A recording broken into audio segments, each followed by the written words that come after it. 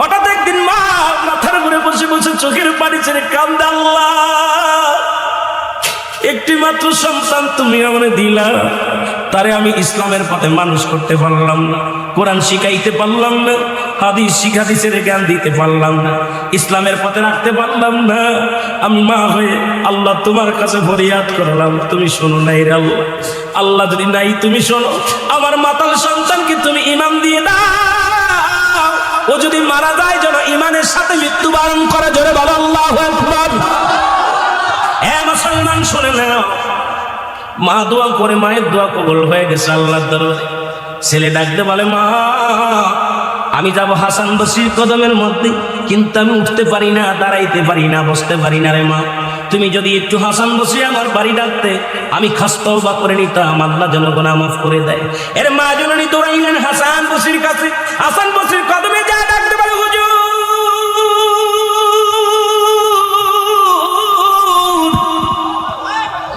আমার মাতাল ছেলে তওবা করতে চায়, কালেমা পড়তে চায়, আপনি যদি আমার সাথে একটু আমার বাসায় যাইতেন গো, তাহলে আমি অত্যন্ত খুশি হতাম আপনার উপরে। হাসান বসরি ডাকতে কয়, মা গো তোমার ওই মাতাল ছেলেকে কালেমা পড়ানো তো দূরের কথা, তওবা তো দূরের কথা, ওই ছেলে যদি মারা যায় ওর জানাজা পর্যন্ত আমি পড়বো না, ওর কবর পর্যন্ত দিব না, মাটি দিব না, জানাজা পড়বো না, গোসল করাবো না। সুতরাং নাফরমান গুনাহগার ব্যক্তি যদি মারা যায়, আমি হাসান বসরি তার কদর সেখানে যেতে পারি না। মা জননী কাঁদতে কাঁদতে চলে আসলেন বাড়ি এসে দরজা খুলে সন্তানের মাথায় হাত বোলায় দিলেন। ছেলে ডাকতে বলে, মা হাসান বসরি কি আসছে? কয় না। কয়, মা গো কেন আসলো না? কয়, তোর মতো মাতালকে সে কালেমা পড়াবে না, তোর মতো মাতালকে সে তওবা করাবে না। ছেলে চোখের পানি ছেলে ডাকতে বলে, মা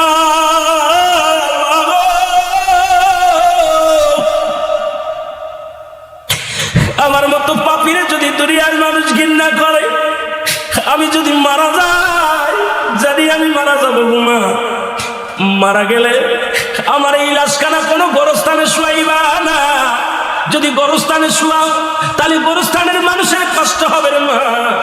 আমি মারা গেলে আমার গলার মধ্যে রশি লাগাইয়া টানতে টানতে জঙ্গলের মধ্যে ফেলে দিবা রে মা, নাই সমুদ্রে ফেলে দিবা। কারণ আমার মতো পাপীরে যদি গোরস্থানে রেখে দেয়, অন্য ভাইয়ের কষ্ট হবে, অন্য ভাই বোনদের কষ্ট হবে। এই জন্য মা গো আমার দেহ কারা তুমি দুনিয়ার মধ্যে কোথাও দাফন করবা না। মা একটা দাবি করে, যার দুনিয়ার মধ্যে ভুল করেছি রে মা, আমি ক্ষমা চাই। কাঁদতে কাঁদতে সন্তান দুনিয়া থেকে বিদায় হয়ে গেল। আল্লাহু আকবার বলুন। সন্তান মারা গেল, জনম দুঃখিনী মা চোখের পানি ছেড়ে কান্দে, মালিক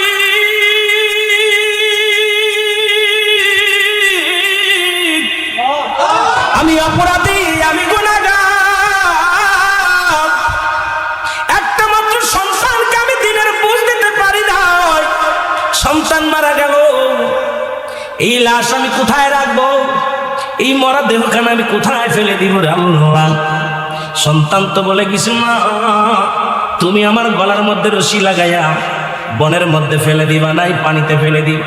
এখন আমি কি করি? চোখের পানি ছেড়ে কান্দে। এমন সময় হাসান বসরি দরজার মধ্যে হাজির। মারহাবা বলেন না। হাসান বসরি যখন দরজার মধ্যে হাজির হয়ে গেছে, দরজা খুলে দেখে হাসান বসরি রাহমাতুল্লাহ উনি ঘরের মধ্যে হাজির হয়ে গেছে। ডাকতে পারে, হুজুর আপনি আমার ঘরে? কই, মা গো তোমাকে বিদায় করে দিয়ে আমি জোহরের নামাজ পড়ে যখন যাই নামাজের পর ডান হাত মোবারক মাথার তলে দিয়ে ঘুমাইছিলাম, ইলহামের মাধ্যমে শুনতে পারলাম হাসান যে মা তার সন্তানের জন্য ক্লান্তি করে,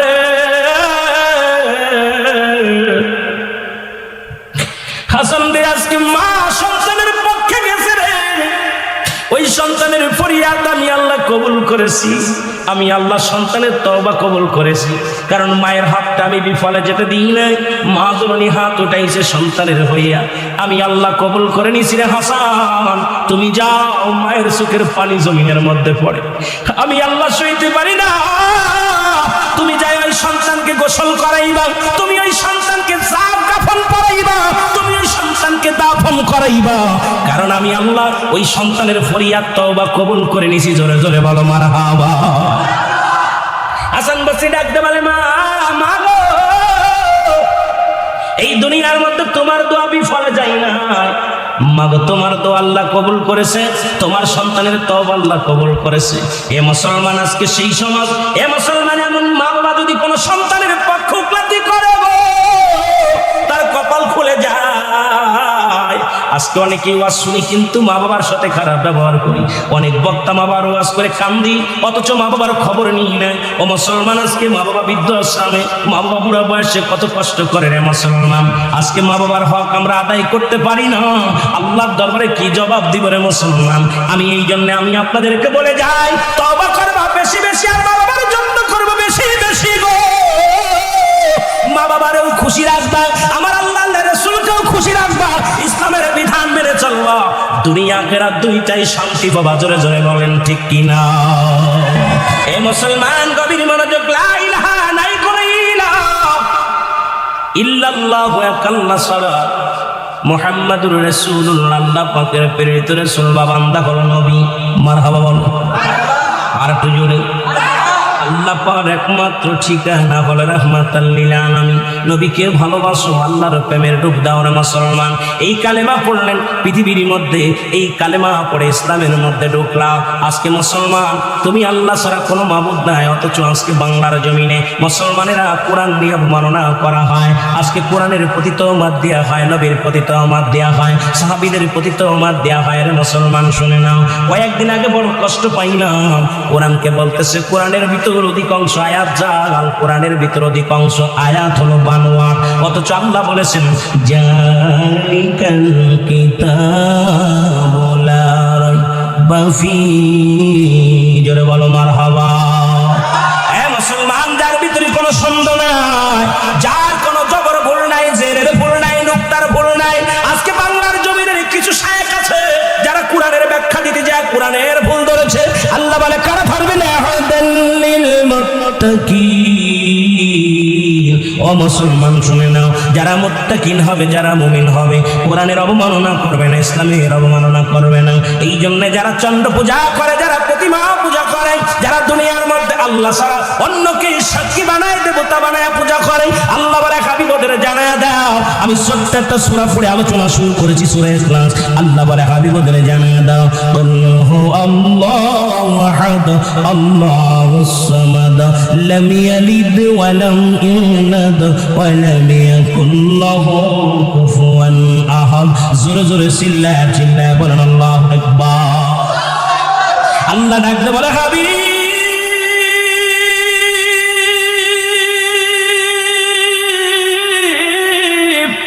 আপনি ওদের জানা দেন আমি আল্লাহ এক। যারা চন্দ্র পূজা করে বন্ধ করতে বলেন, যারা প্রতিমা পূজা করে বন্ধ করে দাও, যারা দুনিয়ার মধ্যে দ্বিতীয় খোদা বানায় তাদের বলে দাও আমি আল্লাহ এক, আমি আল্লাহ এক, আমার কোনো দ্বিতীয় নাই। পৃথিবীর মধ্যে কারো জন্মতেই নাই, কারো থেকে জন্ম নেই নাই, আসমান জমিনের ভিতরে আমার সমকক্ষ আর কেউ নাই। জোরে বলেন ঠিক কিনা? পূজা করবো কার? জিকির করবো কার? বন্দেগি করবো কার? জিন্দেগি করবো কার? সবকিছুর মালিককে। আরো জোরে বলেন সবকিছুর মালিককে। একটু জোরে জোরে চিল্লায় বলা যাবে না আল্লাহু আকবার? আর একটু জোরে জোরে চিল্লায় বলা যাবে না আল্লাহু আকবার? এ দুনিয়ার মুসলমান শোনে না, এই জন্য আমি আজকে অনেক যুবক ভাইয়েরা আছো গো, যুবকদের বলে যাই, এই কালেমা পড়লেন, এ দুনিয়ার মুসলমান, কালেমার জন্য কত যুবক জীবন দিয়া গেল, এই কালেমার জন্য জীবন বাজি রাখলো। শুধু লা ইলাহা, নাই কোন ইলাহা ইল্লাল্লাহ, এক আল্লাহ ছাড়া, মুহাম্মাদুর রাসূলুল্লাহ, আল্লাহ পাকের প্রেরিত রাসূল বা বান্দা হলো। এই কালেমার ওয়াজ যদি করি রাত কেটে যাবে রে মুসলমান। দেখা যাক কত পর্যন্ত আগাইতে পারি। আমি আপনাদের কয়েকটা কথা বলে যাই, দিলের কান্ডা লাগায় শুনে নেন। এই যুবক ভাইয়েরা শুনে না, এই যুবক কালেমা পড়লেন। কে পড়ল রে? দুনিয়ার মধ্যে আব্দুল হুজ্জাফ নামে একজন যুবক কালেমা পড়লেন। লা ইলাহা, নাই কোনো ইলাহা ইল্লাল্লাহ, এক আল্লাহ ছাড়া। সে জিকির করতে লাগলেন আর কয় ইল্লাল্লাহু ইল্লাল্লাহ লা ইলাহা।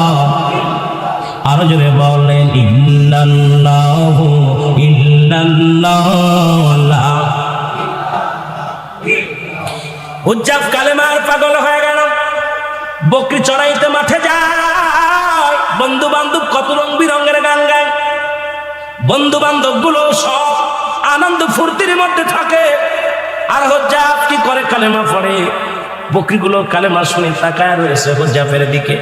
ও মুসলমান, হুজ্জাবের চাচার কাছে খবর আসলো ছোট্টবেলা হুজ্জাবের বাবা মারা যায়, মা জননী অন্য পুরুষের সঙ্গে বিবাহ বন্ধনে আবদ্ধ হয়েছে। আমার যুবক বাজানরা সামনের সারিতে দেখেছি অনেক যুবক বাবারা বসে আছো, কারণ আগামী দিনের প্রজন্ম তোমরা এই যুবকরা। আজকে যুবক বয়সে যেখানে থাকার দরকার ছিল গানের প্যান্ডেল, আসছো জান্নাতের প্যান্ডেলে। আমি আপনাদের কিছু কথা বলে যাই, কারণ যুবক বয়সে হবে জান্নাতি।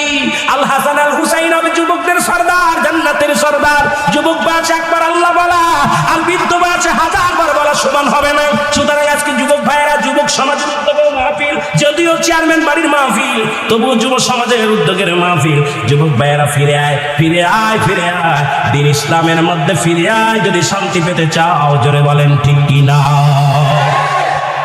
হুজ্জাব কি করলেন? কালেমা পড়লেন। খবর এসে গেল চাচার কাছে, ও আমাদের নেতা, আমাদের মালিক, তোমার বাতিজা কালেমা পড়ে। কি সেই কালেমা পড়ে? সদা সর্বদা যখন কালেমা পড়ে তখন আমাদের বকরিগুলো খানা খায় না, উটগুলো খানা খায় না। ওই পাগলটার মুখের দিকে তাকায়া থাকে, পেল পেল করে তাকায়া থাকে। বলো হুজ্জাবরে ডাকো, সে কি কালেমা পড়েছে। ডাক দিয়ে হলো, ওই চাচা বাতিজা দুজন পাশাপাশি বসলেন। এখন চাচাই জিগায় বাতিজারে, তোমার মালিককে? তোমার মালিককে? বলে কেন বাবা? আমার মালিক আমার আল্লাহ। জোরে বলেন মারহাবা। আমার মালিক কে? জোরে জোরে চিল্লায় বলেন কে?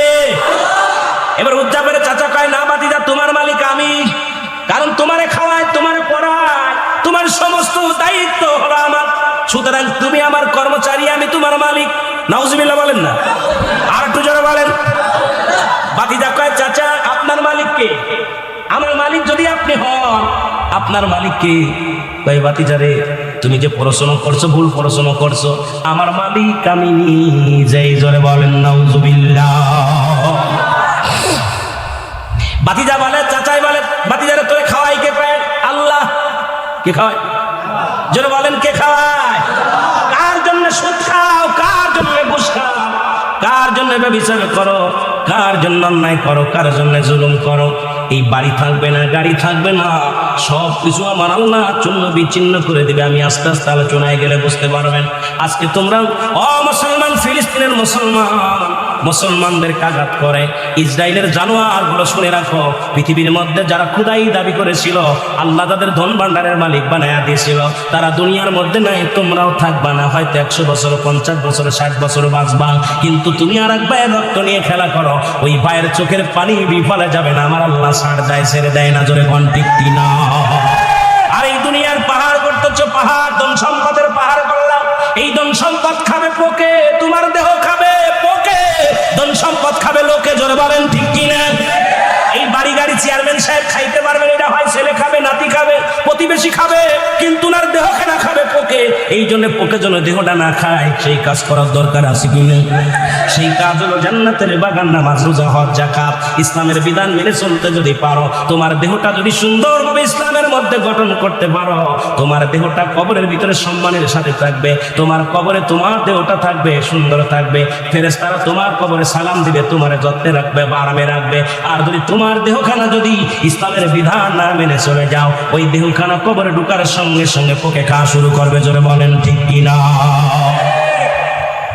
আমার ভাইরা, আমার বন্ধুরে, বাতিজা বলে, চাচা খাওয়ানোর মালিক আল্লাহ, রিজিকের মালিক আল্লাহ, হায়াতের মালিক আল্লাহ। কে কে?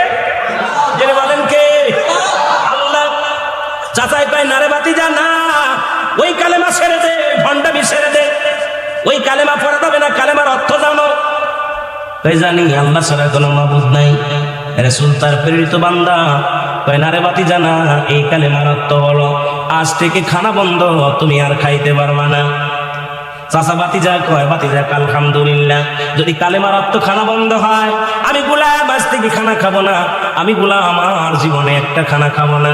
যদি কালেমার অর্থ হয় খানা বন্ধ, চাচা খানা ছেড়ে দিলাম, তবু মধুর কালেমা ছাড়বো না। লা ইলাহা ইল্লাল্লাহ। এ মুসলমান, গভীর মনোযোগ, কথাগুলো বললে বুঝতে পারবেন।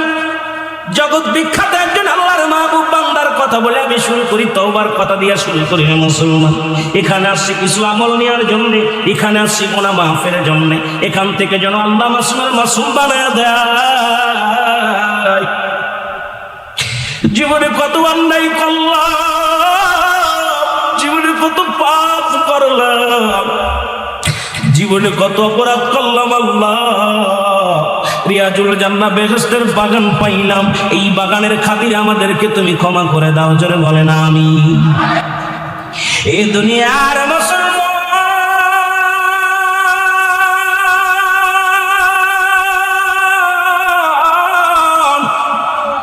আমি বলতেছিলাম 1 নাম্বার বিপদ হলো মানুষের মরণ, 2 নাম্বার বিপদ হলো মানুষের কবর, 3 নাম্বার বিপদ হলো কিয়ামতের ময়দান। একটার পর একটা বিপদ রে মুসলমান। এই মরণের কথা বলতে যাইয়া আমি আপনাদেরকে বলতেছিলাম, সবচাইতে সহজ মৃত্যু যদি এত কঠিন হয়, তাহলে তাদের কঠিন মৃত্যুটা কত কঠিন হয়। ও দরদি বন্ধু, একটা কথা বললে বুঝতে পারবেন না মুসলমান। মা মরিয়ম আলাইহিস সালাম, ঈসা ইবনে মরিয়মের মা, ঈসা নবী একদিন বসে আছে, মা মরিয়ম ডাকতে বলে, বাবা বাজারে যাও, কিছু ফল নিয়ে আসো আমার জন্য, আমি দুঃখিনী মা, কিছু ফল খাবো। মা মরিয়ম যখন হুকুম দিলেন, হযরত ঈসা আলাইহিস সালাম কি ফলের সন্ধানে ঈসা নবী চাকা নিয়ে ঝুড়ি নিয়ে চলে গেলেন ফল আনতে। বাজারে যখন ফল আনতে চলে গেলেন, আজরাইল আলাইহিস সালাম জমিনের মধ্যে আগমন করলেন। কত ছেলে কলেজে পড়ে লেখাপড়া করে চাকরি করবে, আজরাইল সামনে খাড়া হয়ে গেছে, মোটরসাইকেল নিয়ে গেছে, শেরপুরে বাজারে পথের মধ্যে লাশ হয়ে ফিরেছে। কত কপি বাবারে আমার বিদেশের মাটিতে গেছে টাকা কামাইতে, লাশখানা কফিনে করে এসে গেছে। জোরে বলেন ঠিক কিনা? কারণ মরণের কোনো সময় নাই, টাইম নাই, কখন মৃত্যুবরণ হয়ে যাবে, কখন যেন মালাকুল মউত চলে আসবে কেউ বলতে পারি না রে বাবা। এই জন্য আমি আপনাদেরকে বলে যাই, অনেকে মনে করি বুড়া হলে নামাজ পড়বো, বুড়া হলে রোজা রাখবো, বয়স হলে, এখনো তো বয়স হয় নাই। কারণ মরণের কোনো সিরিয়াল নাই, কে কখন চলে যাবে কেউ বলতে পারি না। ধরে বলেন ঠিক কিনা? আমার ভাইরা, আমার বন্ধুরা, এর মারিয়াম মারিয়ামের কাছে আজরাইল ডাকতে বলে, সালাম দাও, আসসালামু আলাইকুম মা মারিয়াম।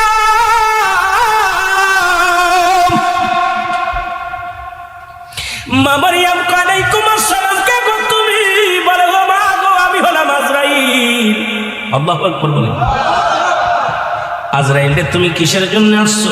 মা গো, আল্লাহর হুকুম হয়েছে তোমার জানটা এখন বাইর করো, তোমার রূহটা এখন এই মুহূর্তে তোমার রূহটা ছিনিয়ে নিয়ে হবে, এখনই তোমাকে মৃত্যুবরণ করতে হবে, তোমার রূহটা নিয়ে যাওয়ার হুকুম হয়েছে আমার উপরে। জোরে বলেন আল্লাহু আকবার। আর একটু জোরে বলেন আল্লাহু আকবার। মা মরিয়ম একটা চিৎকার মেরে বলে, আজরাইল,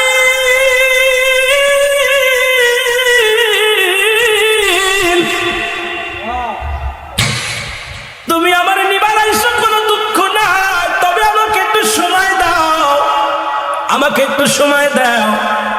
আমি আমার ছেলেকে পাঠাইছি ফল আনতে, আমার ছেলে, আমার কলিজার টুকরা সন্তান যখন ফিরে আসবে, তার সাথে 2টা মিনিট কথা বলতে চাই রে আজরাইল, এই সময়টুকু আমারে দাও, আমি আমার ছেলের সঙ্গে 2টা কথা বলতে চাই। আজরাইল বলে, মা সময় নাই, কারণ আল্লাহর হুকুম আছে আপনাকে 2টা মিনিট আমি সময় দিতে পারবো না। ও মা মরিয়ম, এখনই হুকুম আছে আপনার রূহটা কবজ করার জন্য, সুতরাং 2 মিনিট কেন 2 সেকেন্ড সময় যে আমার দ্বারা সম্ভব নয়। আপনি প্রস্তুতি নেন, আপনার রূহকে আমি বাইর করবো। জোরে জোরে চিল্লায় বলো আল্লাহু আকবার। আজরাইল হুকুম দিলে, হুকুম পাইলে, তোমার মতো মৌলবী, আমার মতো মৌলবী, মুন্সি দেখার সময় তাহলে হুকুম আসতে পারলে দেখা যায় সিজদার মধ্যে পড়ে আসে, রুকুর মধ্যে পড়ে আসে, ঘুমের মধ্যে মরে আসে। কারণ কখন কোন হালাতে নিব, আল্লাহ যখনই হুকুম দিবে আজরাইল তখন সেই হালাতেই ধরে। জোরে বলেন ঠিক কি? আজরাইল আলাইহিস সালামকে মারিয়াম আলাইহিস সালাম বলে, ও আজরাইল, আমি ভয় করি না, মৃত্যুকে ভয় করি না, মৃত্যুকে পরোয়া করি না, তুমি আমার নিয়ে যাবা, যদি আমার কথাই যদি না শুনবা তাহলে আমি প্রস্তুতি নিলাম, তুমি আমার রুটা নিয়ে যাও। সঙ্গে সঙ্গে আজরাইল আলাইহিস সালাম রুটা নিয়ে গেছে। মা মরিয়ম জমিনের মধ্যে পড়ে গেছে। জোরে বলো আল্লাহু আকবার। মরিয়ম আলাইহিস সালাম কি বলছে? তো সঙ্গে সঙ্গে জমিনের মধ্যে পড়ে গেছে।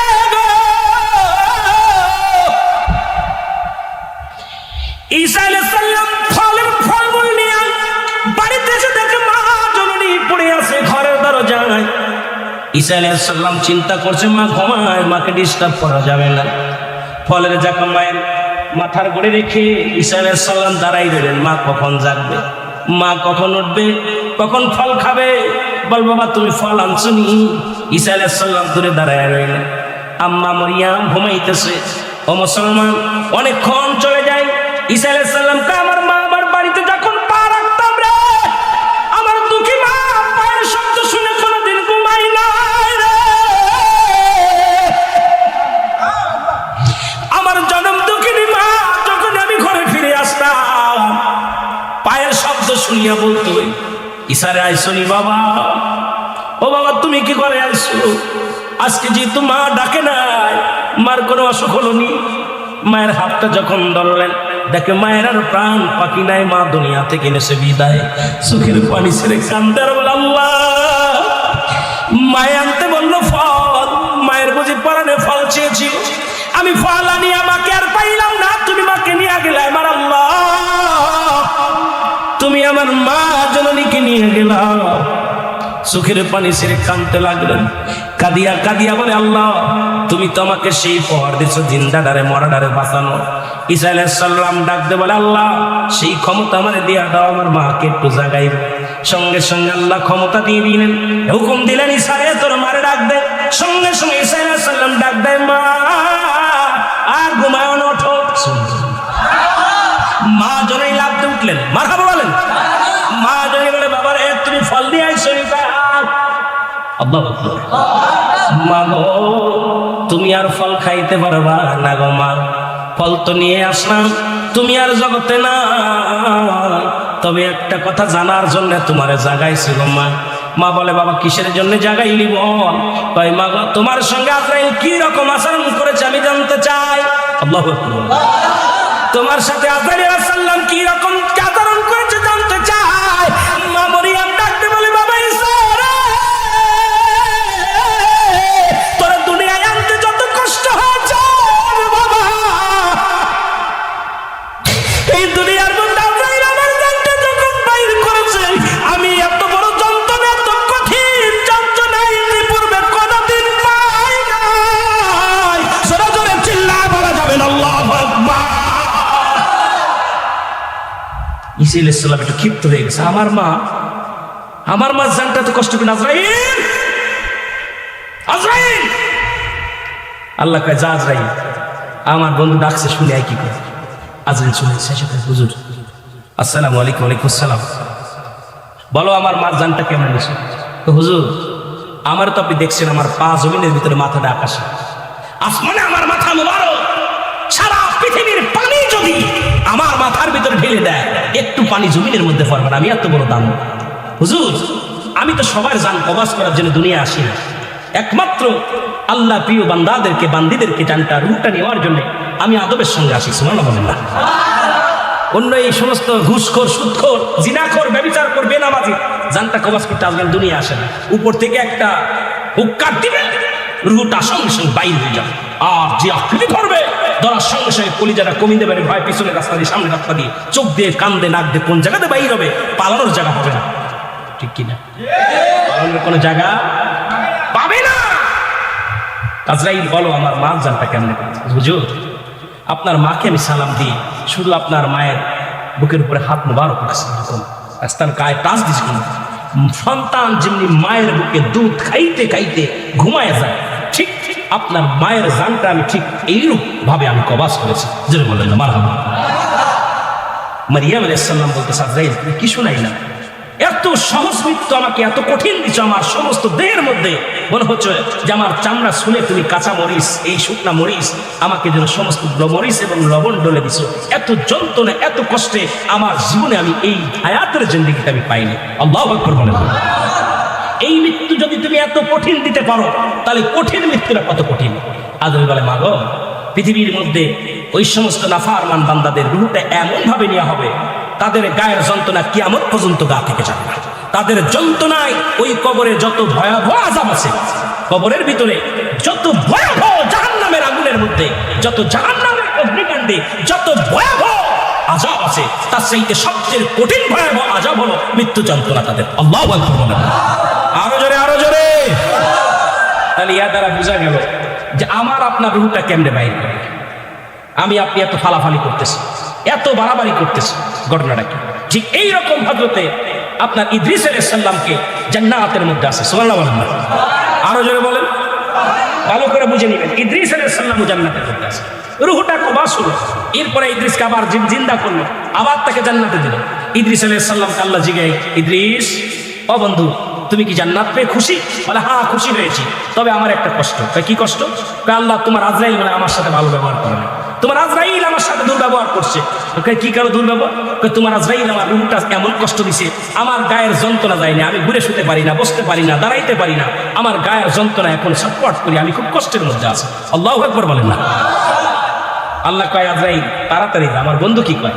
ইদ্রিস আলাইহিস সালামের কাছে আজরাইল আলাইহিস সালাম শুনে আসছে। আয়েশা বলতেছে, হুজুর, আপনার কাছে আমি আসছি, কিছু জানতে চান?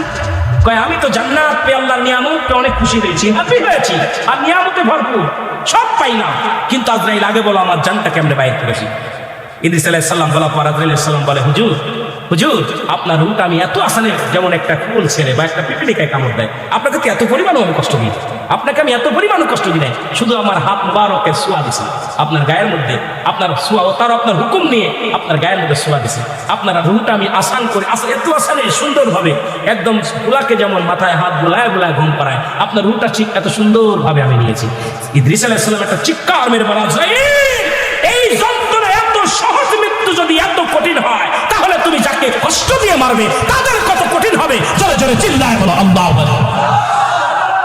এই পৃথিবী চিরদিন থাকার জায়গা নয়, অন্ধকার কবর যে তোমার আসল ঠিকানা রে মানুষ, অন্ধকার কবর যে তোমার।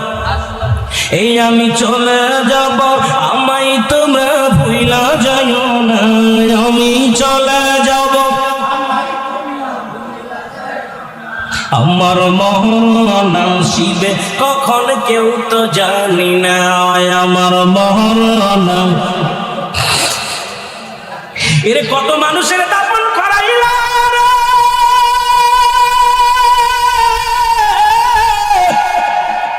কত মানুষের কাফন পরাইলা, কত মানুষকে গোসল করাইলা।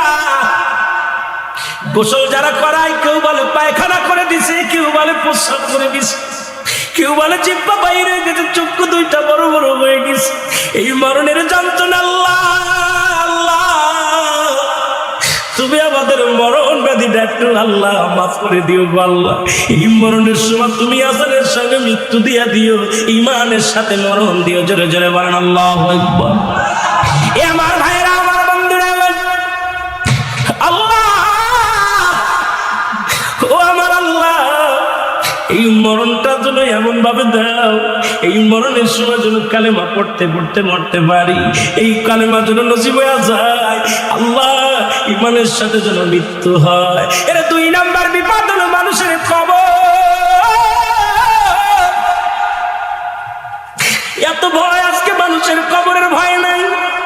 কদিন আগে দেখলাম দাদারে মাটি দিয়া নাতিরা দাদার সঙ্গে সেলফি তোলে কবরে শুয়ে।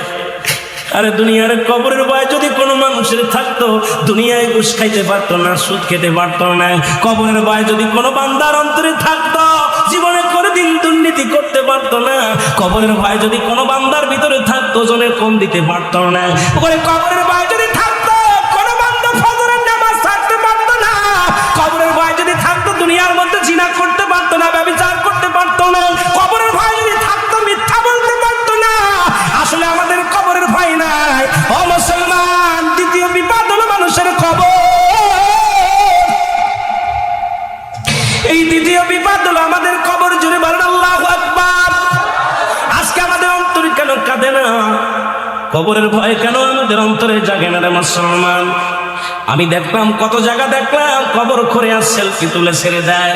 আরে একবার কি তোর মরণের চিন্তা হয় না?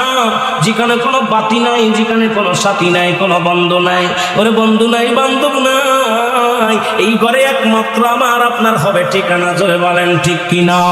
এ আমার ভাইয়েরা, আমার বন্ধুরা, আমার গভীর মনোযোগ। এই কবরে যেদিন শোয়া দিবে রে, লম্বা আলোচনা আমি কি করবো, বেশি করবো না। আমি যুবকদের দিকে আর একটু যাবো, সমাজের দিকে যাব, বাস্তবমুখী কিছু আলোচনা করব যদি সময় পাইবে মুসলমান। তবে একটা কথা না বললে নয়, আজকে এই চোখের পানি যাদের অন্তরে চোখের পানি আসছে রে মুসলমান, যাদের চক্ষু দিয়ে মাছের চোখের মতো একটু গড়ে পড়বে জাহান্নামের ভয়, কবরের ভয়। আল্লাহ তুমি এই চক্ষু দুটি জাহান্নামে দিও না। আল্লাহ তুমি আমাদের দেহকেরা জাহান্নামে দিও না। আল্লাহ আল্লাহ এই চেয়ারম্যান বাড়ির মাহফিলের খাতিরে আমাদেরকে ক্ষমা করে দিও। জোরে জোরে বলেন আল্লাহু আকবার। রে আদর করিয়া মানুষ আল্লাহ বানাইয়া, বলেন আদর করিয়া মানুষ আল্লাহ বানাইয়া, কেমনে দিয়া জাহান্নামে ফেলিয়া, বলেন কেমনে দিবা জাহান্নামে। মহব্বতে বলেন আদর করিয়া মানুষ আল্লাহ বানাই, বলেন আদর করিয়া মানুষ আল্লাহ বানাই, কেমনে দিবা জাহান্নামে ফেলিয়া, বলেন কেমনে। সকলে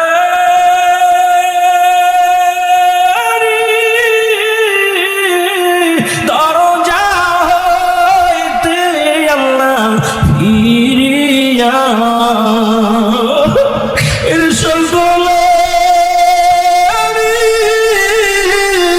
দরজা হইতে আল্লাহ ফিরিয়া, এই মাহফিলে কান্দি গোয়াশে বসিয়া, বলেন আদর করিয়া মানুষ আল্লাহ বানাই, মহব্বতে বলেন আদর করিয়া মানুষ আল্লাহ বানাই, এর কেমনে দিবা জাহান্নামে। এ দুনিয়ার মুসলমান,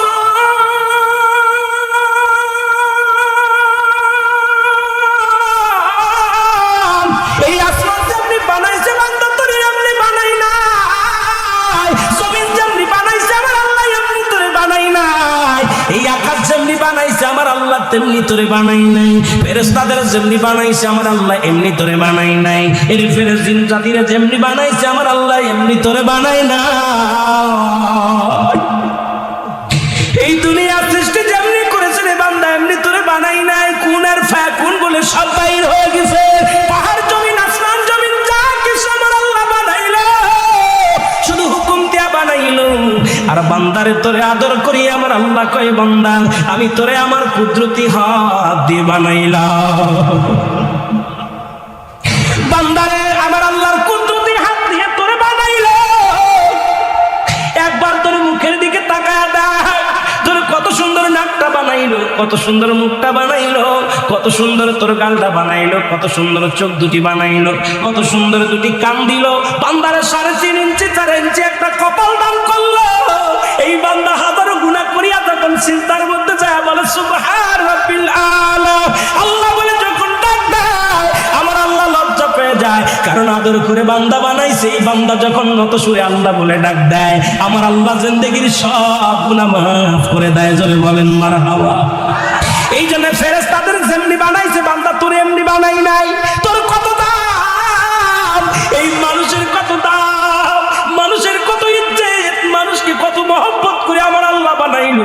আল্লাহ কয় বান্দা এই আকাশ জমিনের মধ্যে যা কিছু আমি আল্লাহ বানাইলাম, শুধু হুকুম দিছি রে বান্দা, আমি বান্দা হুকুম দিয়া সব বানাইলাম। আর এই মানব জাতিকে আমি আদরের বান্দা বান্দিরে আমি বানাইলাম আমার কুদরতি হাত মোবারক দিয়া। সেই আল্লাহ পাকের সঙ্গে নাফরমানি কেমনে করে বান্দা? একবার কি মরণের চিন্তা হয় না, কবরের চিন্তা হয় না? জোরে জোরে বলেন ঠিক কিনা? আদর করিয়া মানুষ আল্লাহ বানাই, বলেন আদর করিয়া মানুষ আল্লাহ বানাই, এর কেমনে দিবা জাহান্নামে ফেলিয়া, বলেন কেমনে? এই দুনিয়া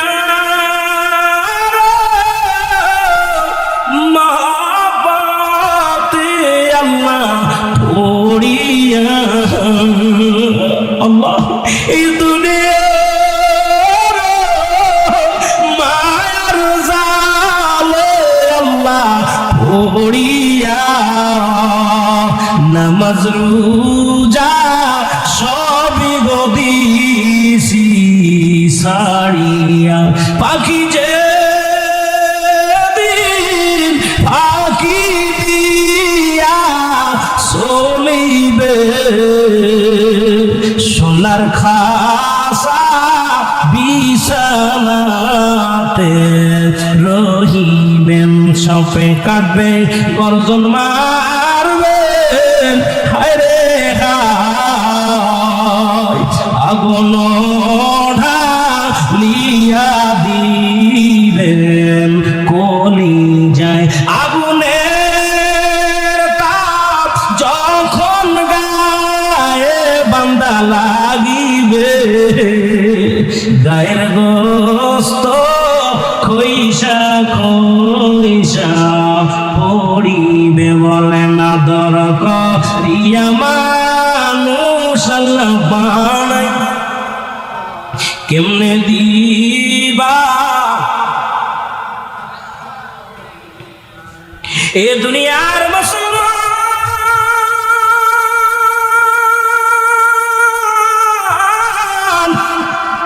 আমি এই জন্য বলতেছিলাম দ্বিতীয় বিপদ হলো মানুষের কবর। এই কবরে যেদিন শোয়াবে সর্বপ্রথম দু একজন ফেরেশতা আসবে, তার নাম হলো নুমান ফেরেশতা। আমরা জানি কবরে শুইলে একজন ফেরেশতা আসবে, মুনকার নাকির ফেরেশতা। আপনার দু কাঁধে দুজন বর করে রাখছে কেরামান কাতিবিন, দুনিয়ার জিন্দেগিতে যা যা করছেন সব লিখে রাখছে দুজন ফেরেশতা। কবরে যেদিন শোয়ানো দিবে সঙ্গে সঙ্গে কবরের মধ্যে আসবে নুমান ফেরেশতা, আপনাকে রুহটা পৌঁছাতে বলবে বান্দা চেয়ারম্যান সাহেব দুনিয়ার মধ্যে আল্লাহ রুহটা দিয়েছি, আজরাইল জানটা নিয়েছি, আর আমি নুমান ফেরেশতা আপনার রুহটা ফেরত দিয়ে গেলাম। এই নেন রুহটা ফেরত দিয়ে দিলাম, দিয়া পর বান্দারে জাগাইবে, চক্ষু দিয়া দেখবে না, অন্ধের মতো সব টের পাবে। অন্ধ মানুষ যেমন দুনিয়ার আলো বাতাস দেখতে পায় না, কানে সবই শুনতে পায় না, মুসলমান শুনে নেন। এইরকম যখন রোমান ফেরেশতা ডাকতে বলবে বান্দা ওঠো, এবার হাতের মধ্যে দুখানা কাগজ আনবে রোমান ফেরেশতা, একখানা আনবে বদির কাগজ, একখানা আনবে নেকির কাগজ। এই কাগজখানে হাতের মধ্যে দিয়া বলবে বান্দারে 80 বছরের জিন্দেগি তুমি পাইলা, 70 বছরের জিন্দেগি তুমি পাইলা, কত রাকাত নামাজ পড়েছো, কত জায়গা কোরআন খতম পড়েছো, কত জায়গা তুমি ইসলামের দাওয়াত দিয়েছো, কয়টা হাদিস শোনাইছো, কয়েকটা তুমি নামাজ কাজা দিছো, সব কিছু লিপিবদ্ধ আছে গো। বলবে বান্দা তুমি এবার লেখা শুরু করো, ভালো কাগজ দেখিয়া পরীক্ষার খাতা হাতে নিয়া। বান্দা বলবে ফেরেশতারা আমি লিখবো, আমি কলম পাবো কই? আমার রোমান ফেরেশতা ডাকতে বলবে বান্দারে তোর ডান হাতের শাহাদাত আঙ্গুল বারো হলো তোমার কলম। আমার দেশের অনেক ভাই অনেক আলেম ওলামা চুন খায় আঙ্গুলে, এই আঙ্গুলটা তো চুন খাওয়ার জন্য নয় রে বাবা, এই আঙ্গুলটার এত দাম চন্দ্রটাকে দ্বিখণ্ডিত করেছে রাহমাতুল লিল আলামিন। এই চন্দ্রের ইশারায় আবার ইয়াউমাল কিয়ামতের ময়দানে যেদিন তুমি অন্ধকার কবর শুবা, তোমার আমলনামা লেখা লাগবে ডান হাতের শাহাদাত আঙ্গুল মুবারক দিয়া। এই হাতে আঙ্গুল হাতের মর্যাদা জানো রে মুসলমান, শুনে নাও, এই ডান হাতের আঙ্গুল শাহাদাত আঙ্গুল মুবারক হবে কলম। বান্দা বলবে ফেরেশতারা রে অনুমান ফেরেশতা আমি কলম পাইলাম, কালি করি? বলে কালি হলো তোমার মুখের থুতু মুবারক। এখন এই থুতু মুবারক পবিত্র রাখতে হবে। আজ থেকে আর গাঁজা খাওয়া যাবে না, বিড়ি খাওয়া যাবে না, তামাক খাওয়া যাবে না। ওরে অনেক আলেম আছে পানের মধ্যে এত হানিক জর্দা না হলে পান চলে না, আবার বিড়ির বিরুদ্ধে ওয়াজ করে মুসলমান শুনে নাও। বড় কষ্ট হয় আমার তখনই, বিড়ি তো আগুন বানায় উড়ায় দেয়, আর আলেম সাহেব জর্দা না হইলে পান খাইতে পারে না। কয়টা হলো মুবারে মুসলমান, অধিক প্রমাণ মাকরু সেবন করলে হয় সগীরা গুনাহ, সগীরা গুনাহকে ছোট করে দেখলে হয় কবিরা গুনাহ, কবিরা গুনাহকারী জাহান্নামী, জাহান্নামী, জাহান্নামী। এখন কয় সগীরা গুনাহ, সগীরা গুনাহ, মাকরু, মাকরু, মাকরু, অধিক পরিমাণ মাকরু সেবন করলে হয় সগীরা গুনাহ। কি গুনাহ? হয়তো অনেকের গায়ে লাগবে বলে আওয়াজ আসতে হয়েছে, কি গুনাহ? জোরে বলেন কি?